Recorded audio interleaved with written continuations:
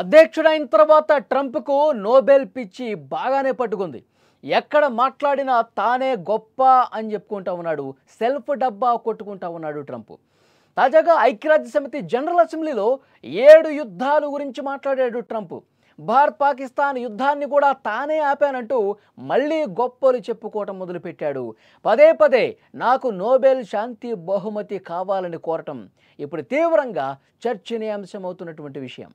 ఐక్యరాజ్య సమితి general assembly తన స్పీచ్ను మొదలుపెట్టిన ట్రంప్ కొన్నేళ్ల క్రితం అమెరికా తీవ్ర ఇబ్బందుల్లో ఉండిందని, కానీ తన పాలనలో దేశం తిరిగి స్వర్ణ యుగాన్ని చూసిందని, ఇప్పుడు తమ దేశానికి ఏ దేశం కూడా దరిదాపుల్లో లేదని గొప్పలు చెప్పుకుంటున్నాడు.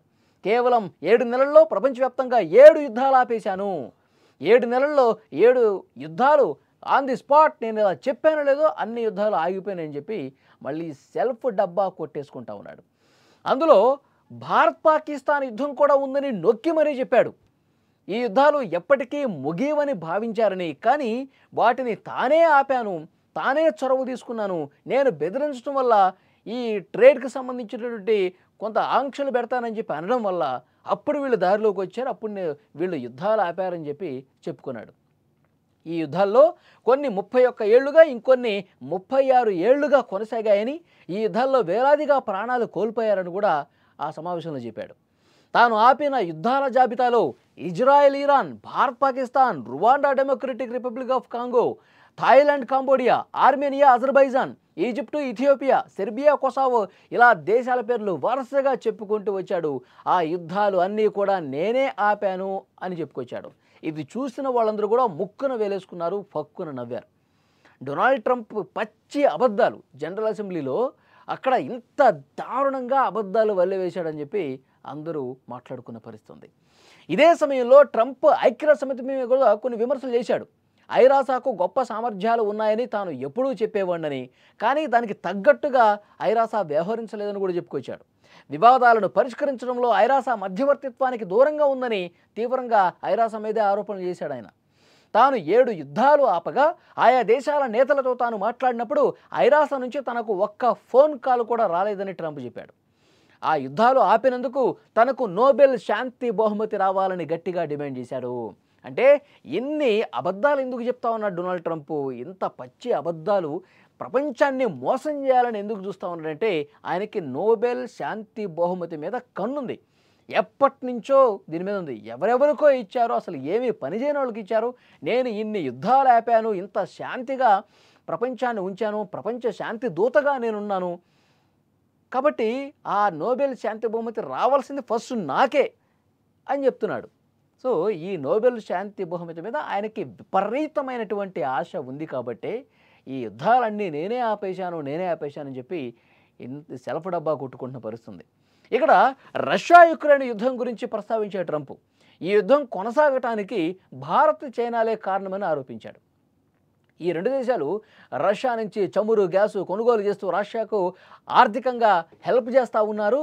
అందుకే ఆ నిధులతో రష్యా యథేచ్ఛగా విపరీతంగా యుక్రెయిన్ని టార్గెట్ చేసి ఇబ్బంది పెడతా ఉందంటూ చైనా భారత్ని మళ్ళీ టార్గెట్ చేసిన పరిస్థితుంది. ఇదే టైంలో రష్యా నుంచి చమురు కొనుగోలు తగ్గించడంలో ఐరోపా, నాటో దేశాలు కూడా విఫలమయ్యాయంటూ ఆయన మండిపడ్డాడు. ట్రంప్ వ్యాఖ్యలపై భారత ప్రభుత్వం ఇంతవరకు రియాక్ట్ కాల. భారత్ పాక్ యుద్ధం ఆగటానికి ఆ దేశ మధ్యవర్తిత్వము లేదని భారత్ గతంలోనే చాలా స్పష్టంగా చెప్పింది.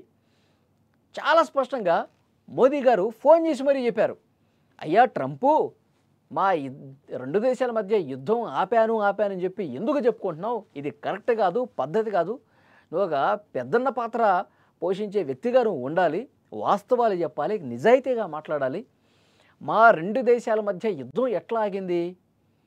మేము ఆపరేషన్ సింధూర్ చేస్తే మా దెబ్బ తట్టుకోలేక మాతో కాళ్ళబేరానికి వచ్చింది పాకిస్తాన్, మా కాళ్ళు పట్టుకునేంత పనిచేసింది. అప్పుడు దయతలిచి మేము యుద్ధాన్ని విరమించాం. 2 దేశాల సైనిక ప్రతినిధులు హాట్లైన్లో మాట్లాడుకుని యుద్ధాన్ని విరమింపజేసుకున్నాం. ఇదే జరిగింది. నేను యుద్ధాన్ని ఆపానంటావేంటి? ఇది కరెక్ట్ కాదు, దయచేసి ఇలా మాట్లాడొద్దు డొనాల్డ్ ట్రంప్ అని ఫోన్ చేసి మరీ ప్రధాని మోదీ గారు చెప్పారు. అప్పుడు దారిలోకి వచ్చాడు. ఆ యుద్ధాన్ని నేను ఆపలేదు, ఆ 2 దేశాలు ఆపుకున్నాయని చెప్పి స్టేట్మెంట్ ఇవ్వాల్సినటువంటి పరిస్థితి వచ్చింది డొనాల్డ్ ట్రంప్. అక్కడ స్టార్ట్ అయింది. ట్రంప్ అహం దెబ్బతింది కదా, మోదీ ఫోన్ చేసి ఇట్లా మాట్లాడదు అనేసరికి అహం దెబ్బతింది కాబట్టి అక్కడ స్టార్ట్ అయింది. భారత్ మీద సుంకాలు వేయటం, భారత్ డెడ్ ఎకానమీ అంటాం, భారత్ మీద ఇష్టం వచ్చినట్టుగా మాట్లాడటం, విమర్శలు చేయటం, ఇబ్బంది పెట్టే మాటలు మాట్లాడటం. తర్వాత ఏది చైనాలో తియాంజింగ్ దగ్గర త్రిశక్తి కూటమి ఏర్పడబోతుందని చెప్పి ఒక వార్త హల్చల్ చేసేసరికి అగ్రరాజ్యం హోదా కూడా ఈ దెబ్బతో మనం కోల్పోతాం, వీళ్ళు ముగ్గురు జట్టు కడితే అసలుకే మోసం వస్తుందని చెప్పి మళ్ళీ లైన్లోకి వచ్చినటువంటి పరిస్థితి ఉంది. ఆయన అనేక రకాలుగా భారత్ని ఇబ్బంది పెడుతూ ఇంత అసూయతో ఇంత విషం చిమ్ముతున్నాడు. ఎందుకంటే అక్కడ పడింది మొదటి దెబ్బ. మోదీ ఫోన్ చేసి చెప్పేసరికి అక్కడ అహం దెబ్బతినేసరికి ఈ విధంగా భారత్ మీద పెచ్చుమీరి మాట్లాడుతూ ఉన్నాడు, మితిమీరి మాట్లాడుతూ ఉన్నాడు. ఇప్పుడు మళ్ళీ ఐరాస మీటింగ్లో కూడా ఇదే విషయం చెప్తా ఉన్నాడు. మళ్ళీ యుద్ధాన్ని నేనే ఆపాను భారత్ పాకిస్తాన్ మధ్య చెప్తున్నాడు. అయినా ఇప్పుడు ట్రంప్ చెవికి ఎక్కట్లేదండి. ఆయన మొండోడు, ఎవడు చెప్పినా వినడనమాట. ఆయన దారిలో ఆయన పోతూ ఉంటాడు. గట్టి దెబ్బ ఒకరోజు తగులుతుంది. ట్రంప్కు నోబెల్ పిచ్చి పట్టిందనటానికి లేటెస్ట్గా ఆయన చేస్తున్నటువంటి వ్యాఖ్యలే నిదర్శనంగా ఉన్నాయి. మరి దీని మీద మళ్ళీ భారత్ ఏ విధంగా రియాక్ట్ అవుతుందన్నది కూడా చూడాల్సిన అవసరం ఉంది. డొనాల్డ్ ట్రంప్ మీద చాలా సీరియస్గా తీసుకోవాల్సినటువంటి విషయంగా కనిపిస్తోంది. ఎందుకంటే మనకి వ్యతిరేక నిర్ణయాలే. మొన్న లేటెస్ట్గా H1B వీసాల విషయంలో $1,00,000 రుసుము విధించాడు కదా. మొత్తం భారతే కాదు, ప్రపంచం మొత్తం కూడా ఒక్కసారిగా షాక్ అయిపోయింది. పిచ్చి ట్రంప్ పిచ్చి నిర్ణయాలు తీసుకుంటున్నాడు. భారత్ని ఇబ్బంది పెట్టడం కోసమే ఈ డెసిషన్ తీసుకున్నాడని కూడా అర్థమవుతుంది. ఎందుకంటే H1B వీసాలు మొత్తం వీసాల్లో 73% భారత్ నుంచే ఉన్నాయి. మెజారిటీ భారత్ నుంచే ఉంది. ఆ తర్వాత ప్లేస్లో చైనా ఉంది. కాబట్టి వీళ్ళని ఇబ్బంది పెట్టాలి అనే ఉద్దేశంతోనే ఈ డెసిషన్ తీసుకున్నాడని కూడా పెద్ద ఎత్తున చర్చ ఉంది. ఇక్కడ సౌదీ అరేబియా పాకిస్తాన్ మధ్య ఒక ఒప్పందం జరిగింది, నాటో తరహా ఒప్పందం. సౌదీ అరేబియా మీద ఒత్తిడి తీసుకొచ్చి మరీ పాకిస్తాన్ అనుకూలంగా ఈ డెసిషన్ తీసుకొచ్చాడు.